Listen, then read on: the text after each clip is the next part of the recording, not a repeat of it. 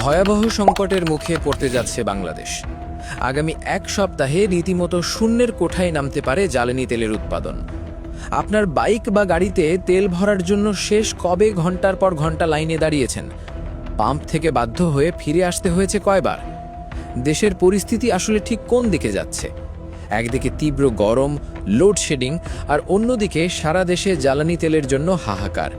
পরিস্থিতি এমনই যে আগামী সপ্তাহের মধ্যে দেশে জ্বালানি তেলের উৎপাদন পুরোপুরি শূন্যের কোঠায় নেমে আসতে পারে। পরিস্থিতি সামাল দিতে গিয়ে সরকার হয়তো খুব শিগগিরই জ্বালানি তেলের দাম বাড়ানোর মতো একটা অপ্রিয় সিদ্ধান্ত নিতে বাধ্য হবে। কেন এই চরম সংকটের ভেতরেই দেশের একমাত্র রাষ্ট্রায়ত্ত তেল শোধনাগারটি বন্ধ করে দেওয়া হলো? সংকটের সময় শোধনাগার বন্ধ রাখাটা আসলে কতটা যৌক্তিক? ঢাকার বিজয় সরণি, মহাখালী বা অন্য যে কোনো বড় বাসস্ট্যান্ডের আশেপাশের পেট্রোল পাম্পগুলোর দিকে তাকালে এখন আর স্বাভাবিক কোনো দৃশ্য চোখে পড়ে না। সারি সারি গাড়ি, মোটরসাইকেল আর সিএনজি দাঁড়িয়ে আছে ঘন্টার পর ঘন্টা। মানুষ রোদের মধ্যে ঘেমে নিয়ে একাকার। কেউ কেউ রাতে গিয়ে পরদিন দুপুরে তেল পাচ্ছেন। কিন্তু এত অপেক্ষা করেও কি শেষ পর্যন্ত তেল মিলছে? বেশিরভাগ ক্ষেত্রেই উত্তর হলো না। অনেকেই অভিযোগ করছেন দীর্ঘ সময় লাইনে দাঁড়িয়ে থাকার পর পাম্প কর্তৃপক্ষ জানিয়ে দিচ্ছে যে তেল শেষ। আবার যাদের কাছে ফুয়েল পাস আছে তারাও চরম হতাশ। নিয়ম অনুযায়ী হয়তো একজনের 12 লিটার তেল পাওয়ার কথা, কিন্তু তাকে দেওয়া হচ্ছে মাত্র কয়েক লিটার। পাম্প মালিকদের সোজা কথা, তাদের কাছেই পর্যাপ্ত তেল আসছে না, তো তারা গ্রাহকদের দেবেন কোথা থেকে? অনেক পাম্প তো দিনের বেশিরভাগ সময়ই বন্ধ থাকছে। তেলের গাড়ি এলে পাম্প খোলে, আর কয়েক ঘন্টার মধ্যে সব তেল ফুরিয়ে গেলে আবার ঝুলিয়ে দেওয়া হয় বন্ধ লেখা নোটিশ। মানুষ আগে যত টাকার তেল কিনত, এখন আতঙ্কে তার চেয়ে কয়েক গুণ বেশি টাকার তেল কিনে মজুত করার চেষ্টা করছে। এই প্যানিক বাইং বা আতঙ্কে কেনাকাটার কারণে সংকট আরও ঘনীভূত হচ্ছে। কিন্তু শুধু রাস্তার গাড়ি বা বাইকই নয়, এই তেল সংকটের ঢেউ আছড়ে পড়েছে আমাদের দৈনন্দিন জীবনের সব জায়গায়। বিদ্যুৎ সাশ্রয়ের জন্য এমনিতেই লোডশেডিং চলছে। এই লোডশেডিংয়ের সময় হাসপাতাল, শপিং মল বা বড় বড় আবাসিক ভবনগুলো জেনারেটরের ওপর নির্ভরশীল। আর এই জেনারেটর চলে ডিজেলে। এখন পাম্পে যদি ডিজেলই না থাকে তাহলে কি হবে? সরকার নির্দেশ দিয়েছে রাত 8টার পর মার্কেট আর দোকানপাট বন্ধ রাখতে। অনেক শপিং মল বাধ্য হয়ে সন্ধ্যার পর জেনারেটর চালাতে পারছে না তেলের অভাবে। ফলে ক্রেতা কম, বিক্রি বাট্টাও লাটে উঠেছে। কিন্তু শপিং মলের চেয়েও বড় বিপদ হাসপাতালগুলোতে। বড় বড় বেসরকারি হাসপাতালে সার্বক্ষণিক বিদ্যুতের প্রয়োজন। ICU, life support, operation theatre, এগুলো এক মুহূর্তের জন্যও বিদ্যুৎ ছাড়া চলতে পারে না। বিদ্যুৎ চলে গেলে জেনারেটরই একমাত্র ভরসা। অনেক হাসপাতাল কর্তৃপক্ষের দাবি তাদের হয়তো দিনে 100 লিটার ডিজেল দরকার, কিন্তু তারা পাম্প থেকে পাচ্ছে নামমাত্র কয়েক লিটার। দীর্ঘ সময় লাইনে দাঁড়িয়েও তারা জেনারেটরের জন্য পর্যাপ্ত তেল জোগাড় করতে পারছে না।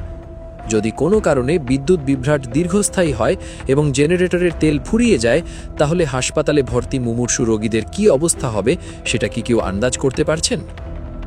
এতক্ষণ তো বললাম সাধারণ মানুষের ভোগান্তির কথা, কিন্তু এই হাহাকারের পেছনের আসল কাহিনী কি? দেশে কি আসলেই এক ফোঁটাও তেল নেই, নাকি এর পেছনে অন্য কোনো বড় কারণ লুকিয়ে আছে? আর কেনই বা এই সংকটের মাঝে দেশের একমাত্র তেল শোধনাগারটি বন্ধ করে দেয়া হলো? আমাদের দেশের জ্বালানি তেলের মূল যোগান আসে মূলত দুটি পথে। একটা হলো সরাসরি ব্যবহারযোগ্য বা পরিশ্রুত তেল আমদানি করা, আর অন্যটি হলো অপরিশ্রুত তেল বা ক্রুড অয়েল আমদানি করে দেশের ভেতরে পরিশোধন করা। দেশের একমাত্র রাষ্ট্রায়ত্ত তেল শোধনাগার হলো চট্টগ্রামের ইস্টার্ন রিফাইনারি পিএলসি। এই কারখানার ধারণ ক্ষমতা বিশাল, কিন্তু গত কয়েকদিন ধরে এই কারখানার উৎপাদন ইউনিটগুলো একে বন্ধ হয়ে গেছে। কারণটা শুনলে হয়তো অবাক হবেন, তাদের কাছে পরিশোধন করার মতো কাঁচামাল অর্থাৎ ক্রুড অয়েল বা অপরিশ্রুত তেলই নেই। ব্যাপারটা একটু পরিষ্কার করে বলি।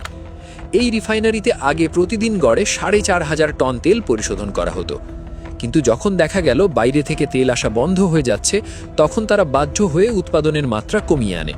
প্রথমে সেটা 3,500 টনে নামানো হয়, তারপর পরিস্থিতি আরও খারাপ হলে সেটা দৈনিক 120 টন পেট্রোল এবং 100 টন অকটেনে নেমে আসে, এবং শেষ পর্যন্ত ব্যবহারযোগ্য অপরিশ্রুত তেল পুরোপুরি শেষ হয়ে যাওয়ায় কারখানার মূল ইউনিটগুলো বন্ধ করে দিতে বাধ্য হয় কর্তৃপক্ষ। এখন সেখানে শুধু মজুদ থাকা সামান্য কিছু তেল দিয়ে নামমাত্র উৎপাদন চলছে, যা আগামী কয়েকদিনের মধ্যেই সম্পূর্ণ শূন্যের কোঠায় নেমে আসবে বলে আশঙ্কা করা হচ্ছে। এখন প্রশ্ন হলো, তীব্র সংকটের মধ্যে দেশের একমাত্র শোধনাগার বন্ধ করে দেওয়াটা কতটুকু যৌক্তিক হলো? একটা দেশের জ্বালানি নিরাপত্তার অন্যতম বড় খুঁটি হলো তার নিজস্ব রিফাইনারি। আন্তর্জাতিক বাজারে যদি রেডিমেড তেলের দাম বেড়ে যায় বা সাপ্লাই চেন ভেঙে পড়ে, তখন এই নিজস্ব রিফাইনারি দেশকে বাঁচিয়ে রাখে। কিন্তু কর্তৃপক্ষ কেন আগে থেকে বুঝতে পারল না যে তাদের ক্রুড অয়েলের মজুদ শেষ হয়ে আসছে? কেন তারা বিকল্প কোনো ব্যবস্থা গ্রহণ করল না? বলা হচ্ছে মালয়েশিয়া থেকে 1 লাখ টন তেল আনার উদ্যোগ নেওয়া হয়েছিল, কিন্তু সরবরাহকারী প্রতিষ্ঠান নিরাপত্তা জামানত জমা না দেওয়ায় সেই চালানটি আসা নিয়ে চরম অনিশ্চয়তা তৈরি হয়েছে। আবার সৌদি আরবের বন্দর থেকে যে জাহাজটি ক্রুড অয়েল নিয়ে আসার কথা, সেটাও মধ্যপ্রাচ্যের উত্তেজনার কারণে আটকে পড়েছে। আবার সংযুক্ত আরব আমিরাতের সাথে চুক্তিবদ্ধ জাহাজের চুক্তিও বাতিল হয়ে গেছে। বিকল্প হিসেবে অন্য বন্দর ব্যবহার করার কথা বলা হলেও সেখানে খরচ অনেক বেশি পড়বে। এই যে আন্তর্জাতিক বাজারে একটা অস্থিরতা, এর ফলে তেলের সাপ্লাই চেন বা সরবরাহ ব্যবস্থা পুরোপুরি ভেঙে পড়ার উপক্রম হয়েছে। সরকার বা বাংলাদেশ পেট্রোলিয়াম কর্পোরেশন অবশ্য বারবার আশ্বস্ত করার চেষ্টা করছে। তারা বলছে যে ইস্টার্ন রিফাইনারি বন্ধ হলেও দেশে পর্যাপ্ত পরিশ্রুত তেলের মজুদ আছে, কারণ আমরা যে তেল ব্যবহার করি তার প্রায় 76% আসে সরাসরি পরিশ্রুত অবস্থায়। তাই রিফাইনারি বন্ধ থাকলে ডিজেল বা ফার্নেস অয়েলের খুব একটা সমস্যা হবে না। কিন্তু পেট্রোল আর অকটেনের জন্য আমরা মূলত দেশীয় উৎপাদনের উপর নির্ভরশীল। তাই রিফাইনারি দীর্ঘদিন বন্ধ থাকলে পরিবহন খাত চরম হুমকির মুখে পড়বে, এটা অস্বীকার করার কোনো উপায় নেই। আর এই পুরো পরিস্থিতির সবচেয়ে ভয়ঙ্কর দিক হলো তেলের দাম বৃদ্ধির আশঙ্কা। আন্তর্জাতিক বাজারে যদি তেলের সাপ্লাই ব্যাহত হয় এবং পরিবহন খরচ বেড়ে যায়, তাহলে সরকার কি আর আগের দামে তেল বিক্রি করতে পারবে?